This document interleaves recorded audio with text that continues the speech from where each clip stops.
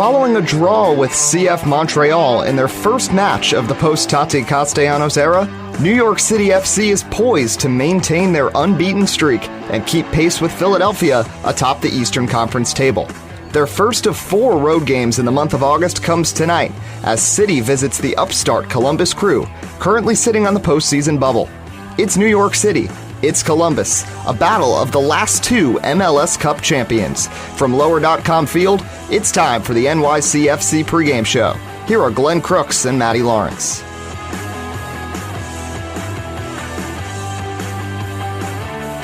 And he ain't lying. I'm Glenn Crooks. Over here is Matty Lawrence. Great to have you with us from Lower.com Field. It's this somewhat brand new soccer-specific facility, which is the second soccer-specific facility for Columbus. They had the very first one in MLS, and then this brand new one, which it's a wonderful arena, and it gets loud, and we expect some noise here tonight. Matty, how you doing? I'm doing really well, thank you. Yeah, I love being here in Columbus. It's great. As you say, it's a soccer-specific stadium. They've had 2 of them, which I feel is a bit greedy, really, when we can't manage 1. But at least they've got 2, and the second one is. And take a look at it here. This is before the teams are out for their warm-ups, but this is the end of the field where we are. We're right smack dab on the goal line of the goal that you're looking at there. We are the Hawkeye for this game. We are the Hawkeye. Yeah. I forgot. We're part of Goal Technology here with the naked eye. And, well, we're going to get into a number of things here on our NYCFC pregame live, including a couple of clips from Nick Cushing regarding transfers. There were none for New York City FC, really what that means. And he'll go more in depth on the pregame show as part of our live commentary, which is coming up at 7:15 on the New York City FC Network. Also a little bit from Tavon Gray. We'll hear that as well. And we're going to also hear from the Columbus side a little bit. In fact, why don't we go there right now? This guy's a legend. This is he has been through the thick and the thin for Columbus, the Crew SC, and just the community for many, many years. He's the television play-by-play commentator for Columbus Crew SC. And my golf partner this morning, Matty, where were you? Neil Sika. Hello, Neil. That intro there, Glenn, sounds like trying to butter up a few strokes, but we're going to call the real deficit as it was. But we had a great time. Happy birthday. Good to be with you. Well, thank you. And, we did have fun. And, of course, we talked a lot about our teams.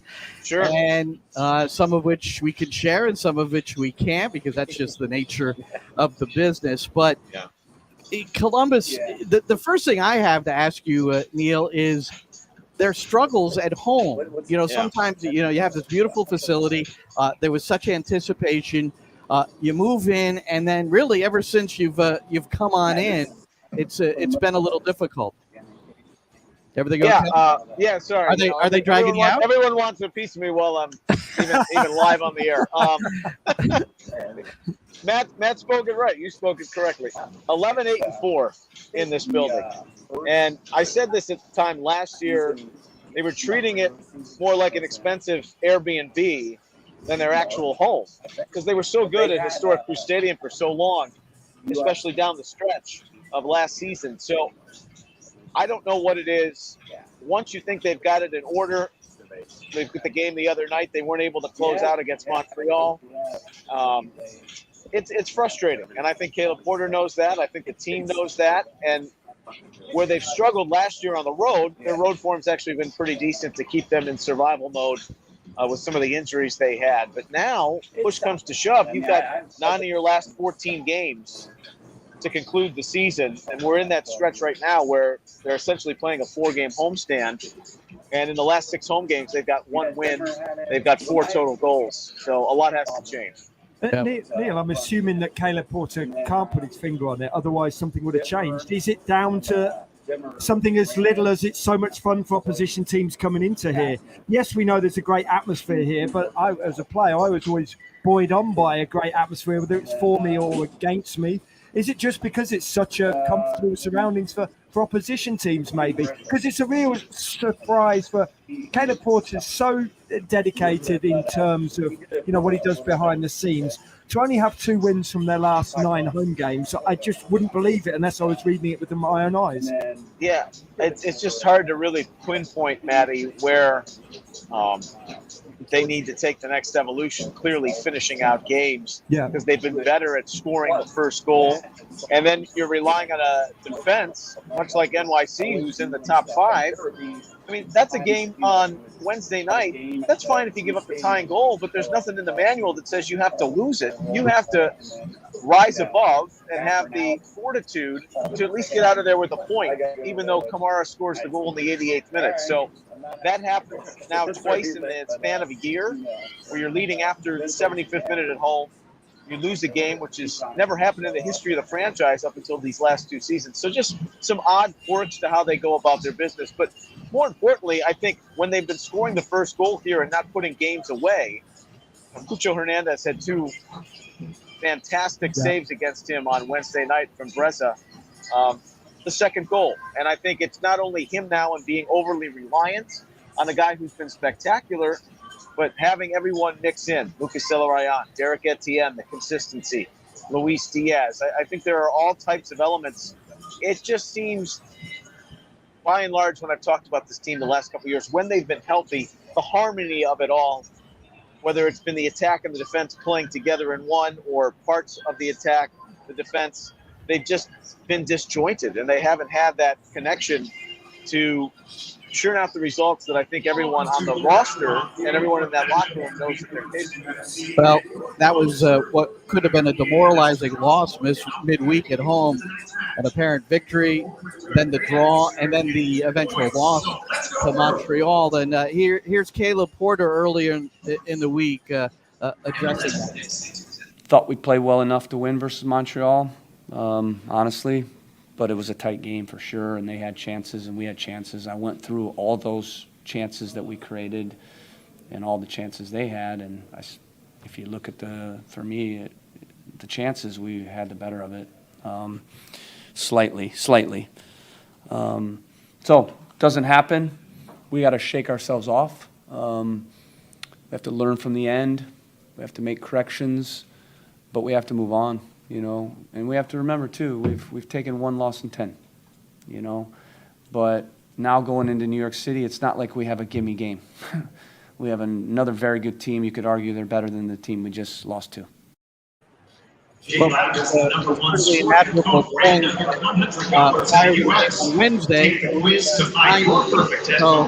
what do you think about that?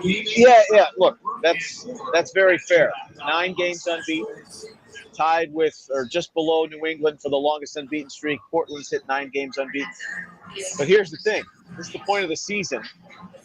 One, you got to take care of the business with the teams below you in the standings. And they know that. They've done that by and large, I think, a lot better this year. Now's the point where if you're going to prove you're a good team and stay above the line, you've got to beat good teams. If you take who they've played that's above the postseason and in the postseason right now, 10 games, they're 0-6-4 with the Charlotte victory to leap in there. You got to beat good teams, and I think they know that. Now, this is an important test, maybe the biggest game of the season, how they bounce back against arguably one of the best teams in the league, the defending champs. You got the last 2 Cup champions here. It's an important statement for them to show out what they weren't able to accomplish on Wednesday and closing that game out, and to stay afloat. Because if you look at 5 through 12 in the East, that's separated by 3 points, 2 points. So, massive game of importance just in terms of proving to themselves if they think they're a good team. Now are you going to be good? You're going to be great? You got to be a good team. Neil, how is Caleb Porter going to address today's game in terms of tactics? That maybe don't give away the state secrets, but will he be going for a win? Will he be more comfortable sitting behind the ball? What is going to be the ethos certainly in the first half? What can we expect? Yeah, I think they got out of their element a little bit on Wednesday. despite how well they've defended in the run of play, they're not a bunker down team. Yeah. They've used the counter to their advantage. They're trying to hit Cucho in transition.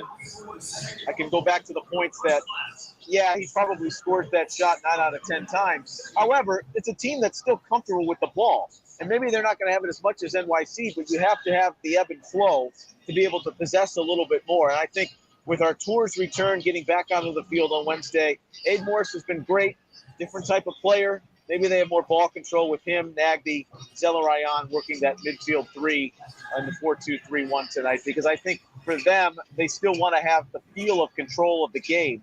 Even if you have a lead, you just can't sit, defend like that, and then the delay comes into play. So I think you're going to see more of that possession-based group here tonight.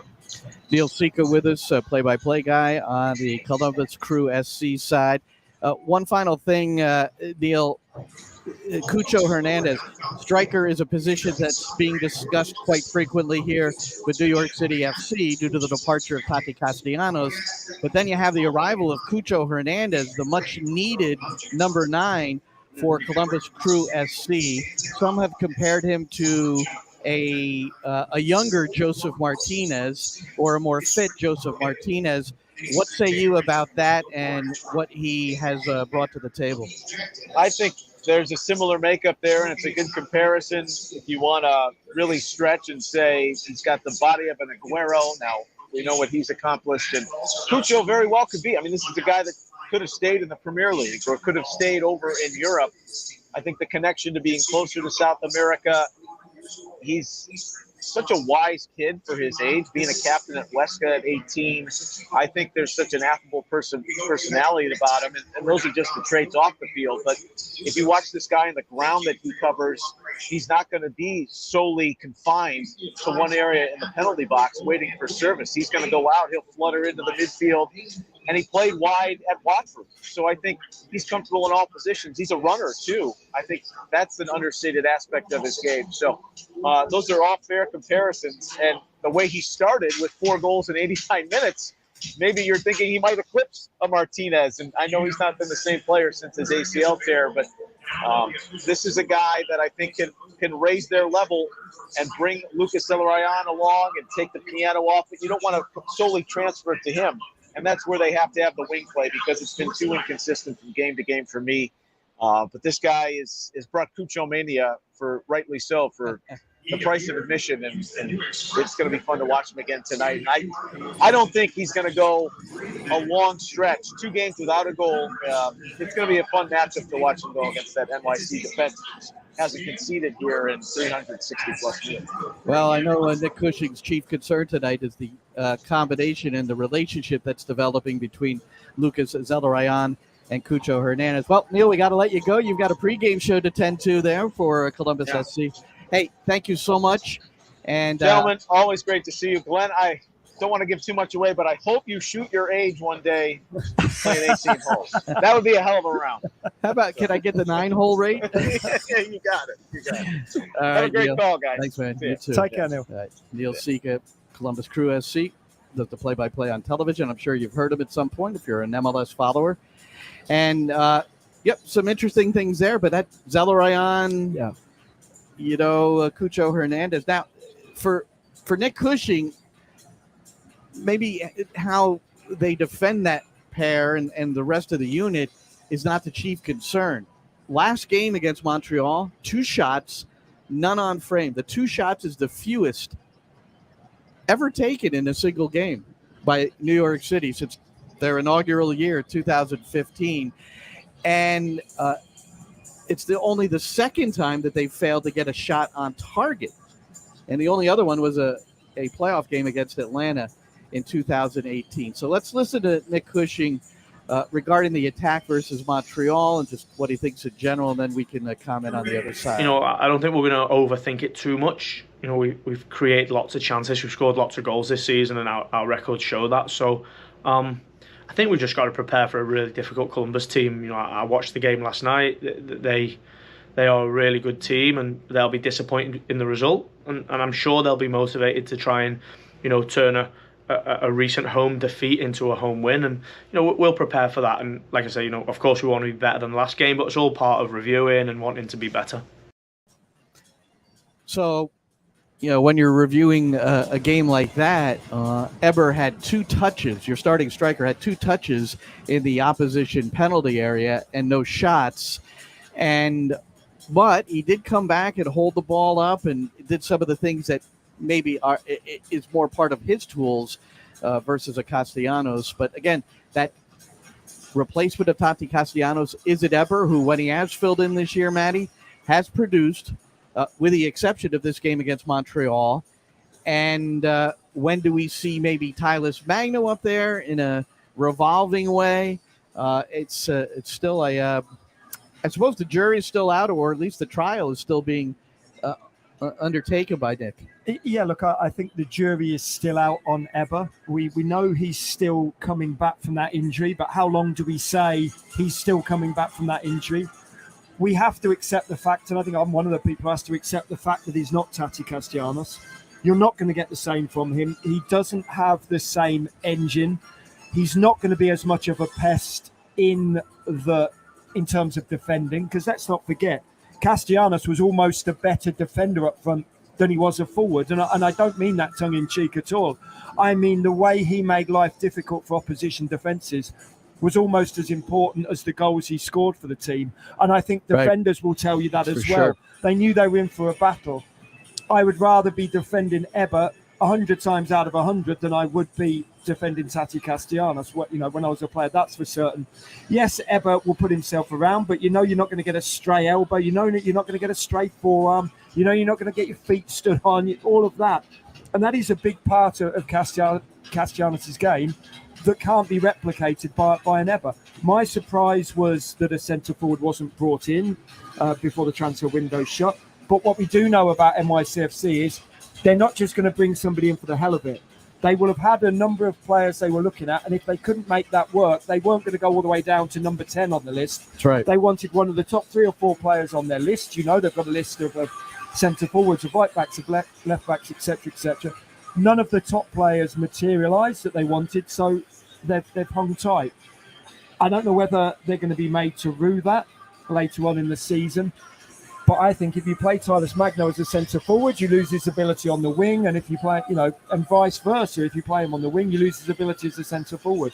It's up to Eber really to take the place of Castellanos, not replace Castellanos, but to take the place of him.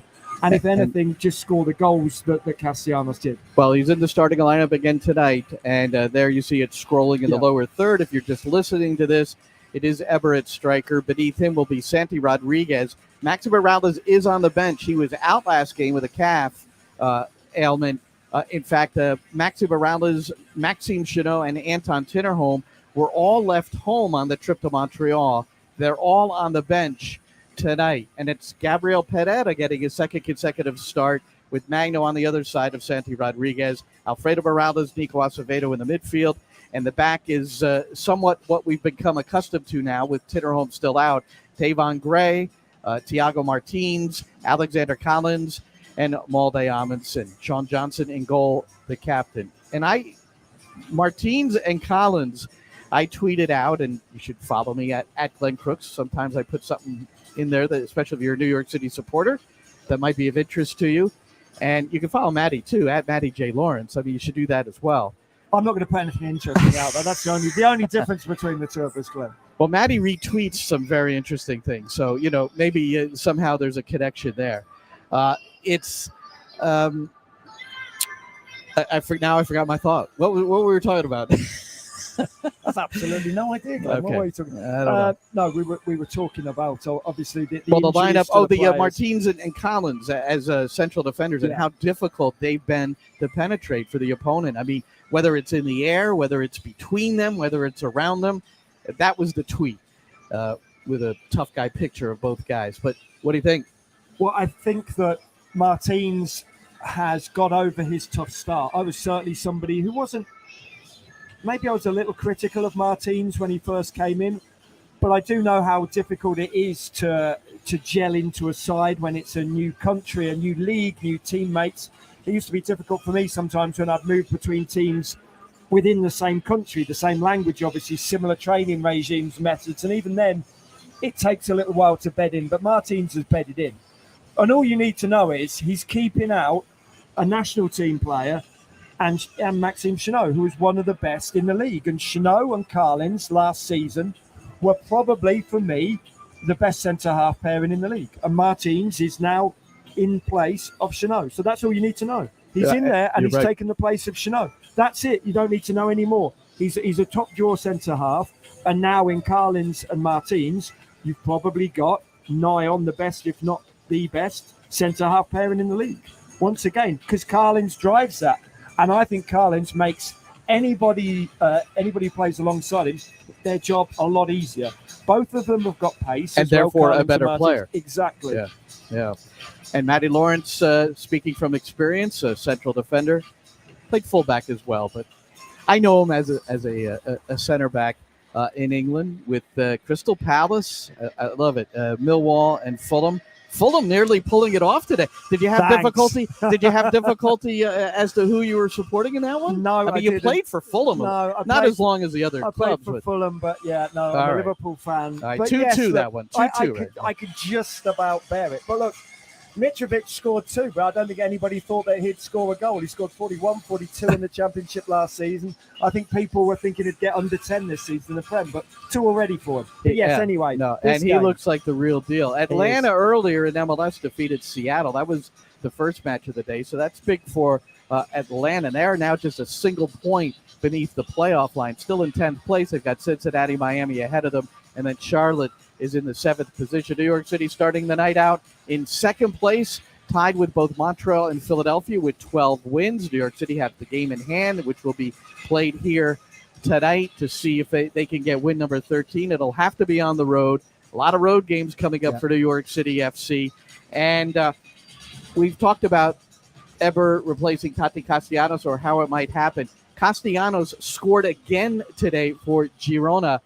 They played Bolivar in a friendly 1-2-0. Castellanos scored the opening goal, therefore the game winner. He scored in the previous friendly against Napoli, and he's scoring good goals. I mean, whether they're alert, don't turn off in the area, knock it home, or shots from distance, and it's going to be interesting, huh? Well, he's proven that he's a goal scorer, hasn't he? I don't think that any of us thought. Well, I certainly didn't think he was a true goal scorer when he was playing for NYCFC, but he's turned from almost a right winger into an out-and-out centre forward, and without a shadow of a doubt, he's a 9. He plays as a 9. He makes life difficult, and because he's so confident, and because he's not had a break, it's been quite easy for him to go into Girona and carry on scoring goals. Granted, these are only pre-season friendlies. Right. It's going to be a lot more difficult when it's in La Liga in the real season, which starts off next week, if I'm not mistaken. Right. And also, let's not forget, he's now got a 8-9 month season as well. I know we've got the World Cup break in between, but there will still be training. I guess maybe he'll use that as his break. But of course, he'll want to be in the Argentine national team squad, which will be very hard when you've got somebody of a similar age to him in Julian Alvarez, who's gone into Man City and has scored goals in pre-season for Manchester City. So it's going to be tough for Castellanos to break into that Argentine squad. What do you think? 5 Americans were on the pitch today in the Premier League, which I don't know, unofficially, I don't think ever happened before. I don't think. Certainly there was a lot of players a lot of American players at Fulham, but there was 4 or 5 in their squad, but I'm not sure it was in the Premier League, and I'm not sure. I know they never played on the pitch at the same time. So yeah, it's magnificent. And look, Leeds got a win as well. Obviously, Aronson was playing at Leeds. So yeah, it's great. I didn't see whether Tyler Adams started or not. Tyler Adams did. He started, so there you go. So 2 of them started. 2 of them played the majority of the game. And then Aronson scored the game winner. No, Aronson didn't score the game winner. No? Oh, no, it was an own goal. Yeah. Right. I was going to say. I don't know how. That didn't look like an own goal, but I guess, if you look at it close enough, it was. But look, he's a player, Aronson, and everybody I've spoken to back home, Leeds fans I'm talking about, and fans of the Premier League, and we're a little critical of American players and American coaches back in England. We're a little jingoistic, but people have really taken to Brendan Aronson. They think he's going to do some damage in the Premier League, and I think he showed that today. And how's James Sands doing in the Scottish Premiership? It seems like things are going well for him there. He's getting a little bit more time. Again, this is cup, pre-season cups and things like that. But it's certainly going to be difficult for him because Rangers are sort of such a big club. Well, I know it's Scotland, and I know it's not as big a league as the Premier League, but even when they lost players over this summer, players left the club. They brought in a number of players and in similar positions to James Sands. I think he's really got to focus on where he's going to play there at Rangers, because there's talk of him. Is he going to play as a 6? Is he going to play as a centre half? Is he going to play as a right back? He's going to work out with the manager and the coaching staff as well which position it's going to be and really focus on that rather than a number of positions. That's just my opinion.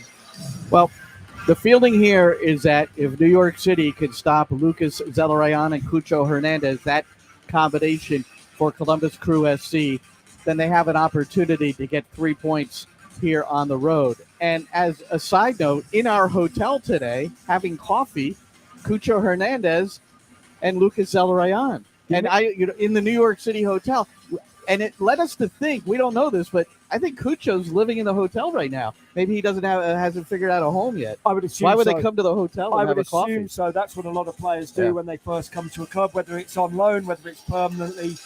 You take a chance to check out the neighbourhood with a realtor, with a real estate agent, with your teammates as well. You don't want to rent somewhere, so you're happy to live in a hotel. Right. And it's great if you've got a teammate in Zelarayan who's around and willing to keep you company. We missed a chance, though. We missed a chance of nobbling the 2 best players on the opposition. But Ariel Hudasar, one of our Spanish commentators, he saw them. I don't know if he engaged them in conversation, but he spotted them. Maybe he ran and got their autograph or something like that. All right, Matty, we got a broadcast to do. It's live on the New York City FC network at 7:15. Pregame show with head coach Nick Cushing, presented by Ford. Always informative. I invite you to tune in, nycfc.com/radio or on the NYCFC app. So for Matty Lawrence, I'm Glenn Crooks. Look forward to talking to you soon. Enjoy the game, everybody.